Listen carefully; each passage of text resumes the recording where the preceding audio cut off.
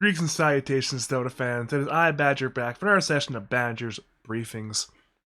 Today's topic is the TI1 Championship winning roster of Navi and what happened to it, and a lot of the what ifs surrounding the roster. For quick context, Navi, Natus Vincer, the roster of Artstyle, Dendi, Havost, Puppy, and Light of Heaven, won TI1. They nearly won it without dropping a single game. They were an unbelievably dominant lineup. They went 10-1.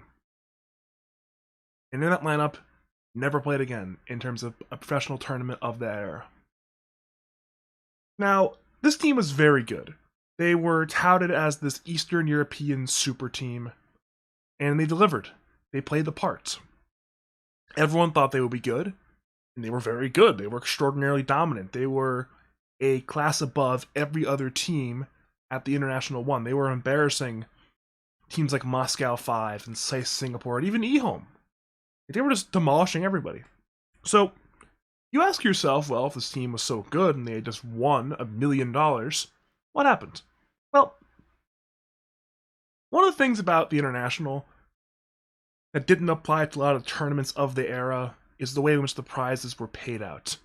See, most tournaments of the era, and most tournaments in general, pay out the prize pool to the organization.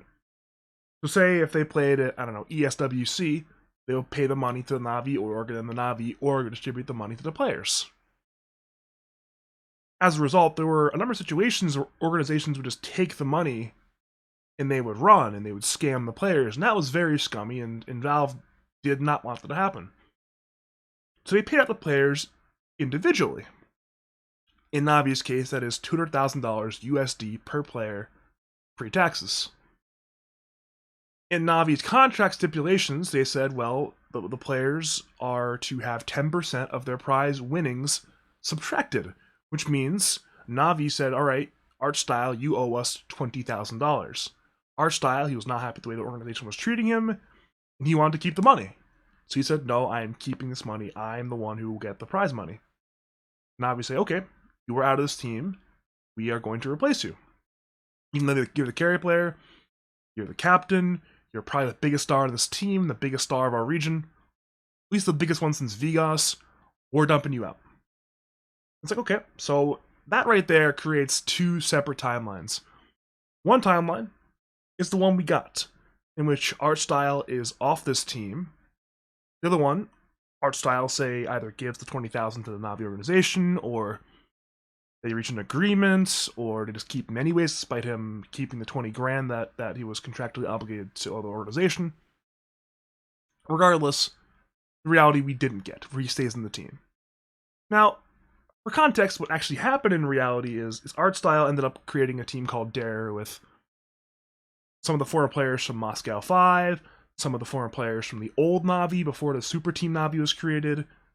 They go to TI2, they get 9th place, they got very bad bracket luck. They ran into Team DK in round 2 of losers, and they lost. Keep in mind, Team DK got 4th place, easily could have been top 3, could have even won the tournament. Navi end up taking a player from Moscow 5 as well, that being Ars Art, aka Smile. Now, you may notice, well, Artstyle is a carry player at the time. He's off the team. They bring in Ars Art. He's a support player. And that right there created a cataclysmic shift internally in the way that the Navi team played. Because you shift Havost from off lane to carry. You switch Light of Heaven back from support to off lane, which he had played a good bit in Dota 1. You bring in Ars Art to play support. Puppy goes to officially being 100% captain drafter. He was a, important voice in the brain trust of that TI1 Navi team. Him and Artstyle were the two, big strategic voices. You get rid of Artstyle, and Puppy is the captain. He is the drafter. He is the strategist. No question about that. That Navi roster ends up being, probably the best team of the West for the entire period of its existence. They didn't win every tournament. They won a lot of tournaments. They won first 2 seasons of Star Ladder. They won the Premier League. They go to TI2. they get second place, which is far and away the best placement of any non-Chinese team, especially when you compare it to other Western teams. Navi got second place. The next best Western placement was ninth. Multiple Western teams had gotten ninth. Because, third, fourth, fifth, and seventh were all Chinese. And the other fifth and seventh place teams that tied for fifth and seventh were Southeast Asian. So this was a very bad tournament for the West, except for Navi, who were still very, very good. Ultimately, that roster would not stick together. Arzart and Light of Heaven would be off the team. They would bring Kuroki and Funny for TI3, and at that point, the rest is just history, not really important. But you ask yourself, well, what if art style had stuck with this team? Obviously, it's impossible to know exactly what would have happened, because, we didn't live it. It's a lot of speculation, but there's a good reason to believe they would have stuck with those roles. Art style would still be playing the carry. He would still have a very large voice in terms of drafting and in terms of strategy. And that right there creates a lot of what-ifs. One of the big ones is what happens to Havost. Before Havost went to playing carry, he was never the player he would become. He was certainly a decent offlaner. He had some good games on heroes like Morana and Weaver in the offlane at TI1, but he was never a star offlane gamer. He moves to carry, and he becomes, a fairly decent carry player. 4 out of 10 memes aside, Havost was one of the best Western carries from the years of 2011 when he switched to being carry, I think in October, all the way until, at the very least, 2014, arguably longer than that, from that stretch of like late 2011 to like the middle of 2014, nearly a 3-year stretch. He's easily, a top 3, top 4 carry in the West at every point of that stretch. At parts of that stretch, he's the best carry in the West. He became a very popular player and a very, respected carry player because of his play in that era. If Archline's playing carry, you had then wonder, well, what ends up happening to Havost? Does he become as great of an offlane player? Does he become more of a quieter player? Does he try to be, a star out of the offlane in the way that a player like Admiral Bulldog would later become a few years later? There's a lot of questions regarding that one. Speaking of questions, what happens with Dendi? Dendi was playing mid the entire time, but when you shift from art style as a drafter to Puppy as the entire strategic head in the drafter there, you see a bit of stylistic difference in the way that Dendi's heroes are selected. You end up seeing flashier heroes. You end up seeing, these heroes where you're going to have big play potential. Dendi ends up becoming this massive star over the next 2 years, partially because he was just styling on players in these third-party tournaments. He was styling on players at TI2, styling on players at TI3, and obviously he was styling on players in TI1 as well, but as I mentioned in my last video, Cena's a lot smaller, a lot less viewers. So for him to replicate this at TI2 and at TI3, it's like, oh wow, Dendi is probably the biggest star in the game at the time. It's a good reason to believe he would still be a great middle laner in the new reality we've created where art style stays on Navi, but you never know sometimes. Speaking of players who end up on a different role, we have Light of Heaven. Light of Heaven was, in Dota 1, traditionally a core player, played a lot of carry, played a lot of offlane, shifted to support player, because he was a very flexible player, to be on this extraordinarily stacked Navi roster. Says, you know what, if I've got art style, I've got Dendi, I can play support, I can do my role. He ends up shifting back to offlane again. And while he would never become the offlane player and the core player that he was in Dota 1, he'll still be a very good offlaner for his era throughout 2012. By 2013, the wheels have fallen off a little bit in terms of his ability to be a top core player in the scene, but in 2011 and into 2012, but even maybe in January 2013, he was still a very good offlane player. Showed it at TI2, and this was a very sad era to be an offlaner. I remember there was a game where I think he was level 2 at minute 11, and the commentators were like, oh my god, Light of Heaven's playing so well, he's actually level 2 right now, because this was the era in which you had the tri-lanes against some offlaner who were just maybe trying to farm Ancients or Leech experience somewhere, and you would see offlaners routinely below level 4 at minute 10. There were some games you see offlaners level 2 at minute 10. It was a rough era to be an offlaner.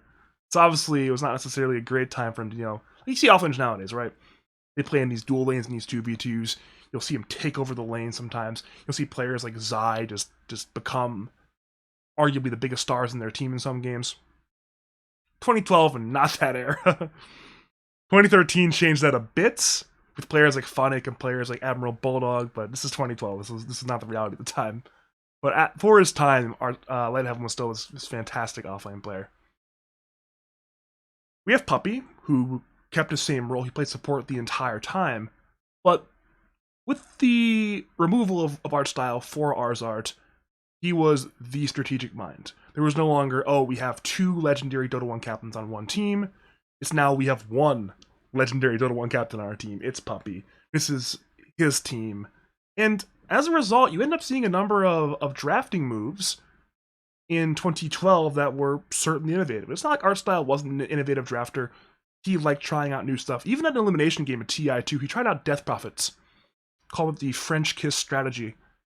It did not work. DP was extraordinarily bad at the time.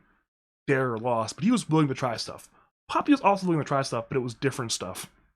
It's probably most notable in the biggest turning point at TI2, the game of the play, where, for context, I already mentioned how China was so dominant at TI2. Navi had played Game 1 against IG in the winner's semis. They had gotten utterly and completely embarrassed by Invictus Gaming. It was like a 16-minute GG or something like that. It was utter complete dominance. They tap out, they go Game 2, and they give IG what's considered like the auto-win combo of the time.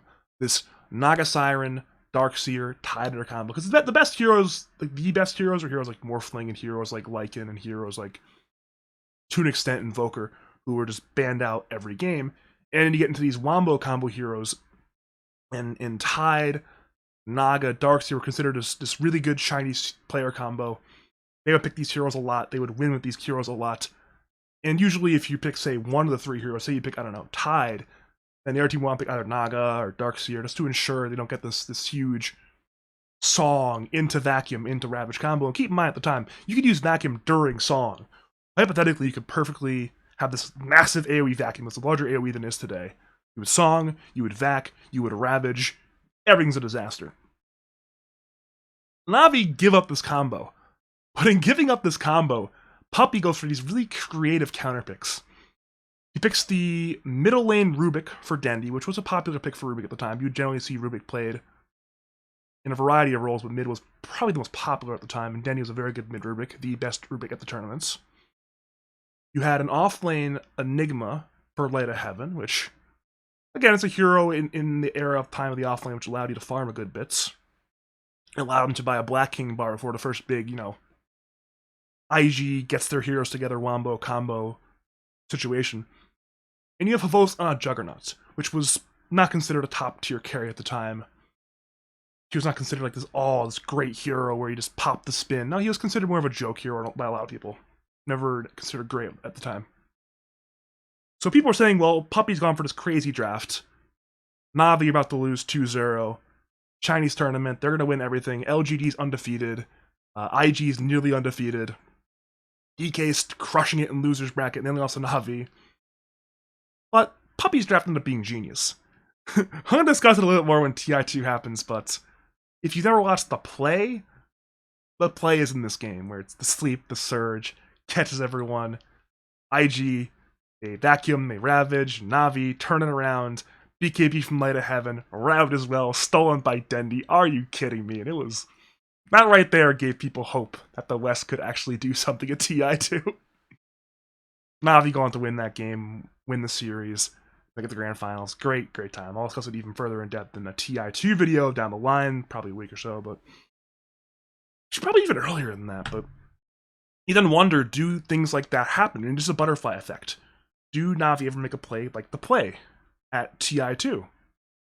Do they manage to turn it around? I mean, hell, do they even go into winners at TI2? Keep in mind, at TI2, they had a rough start to the group stage. They almost went to the losers bracket right away. Is Navi worse in this new reality than our current reality? Or, alternatively, are they even better than they are in our current reality? Do they have the exact form they had at TI1? Or are they just like truly dominant team? Do they win TI2? Do they become maybe the greatest Dota team of all time? There's a lot of questions involving that. That's why I find this such an interesting topic, because this Navi TI1 lineup had the makings of being a truly all-time great team. They were a super team. They fit well enough together. They had great minds. They had great players, highly skilled players who had great coordination for their era. I mean, other than the Chinese teams, they're probably the most coordinated team at the time in the world. And they just kind of stopped the team, and they swapped out art style for ours art, and obviously that new Navi lineup would then also become an all-time great lineup. But you then wonder what the ramifications are. I mean, I mentioned the ramifications for Navi itself, but what if this team staying together affects the Eastern European scene dramatically? The Moscow 5 lineup after TI1 also ends up swapping out, partially because you have ours art off the team. What if instead you keep this lineup together? Because they got 5th place. They could have kept it going. What if instead the Moscow 5 team sticks together? You get a lot of what ifs in terms of the careers of like ours art. Because he was a pretty good player at the time, but going to Navi was a big deal in terms of his career progression. Got him a lot of money, got him a lot of prestige. What if instead he ends up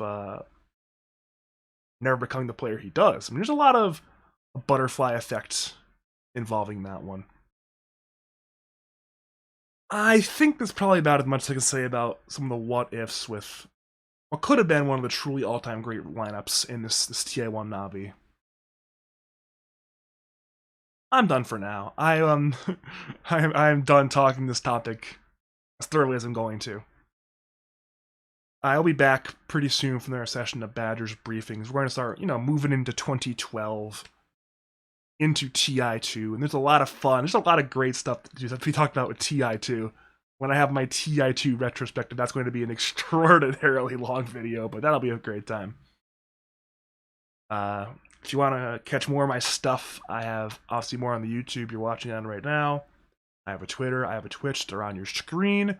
They're in the description. Yeah. As always, thank you for watching, and have a great night.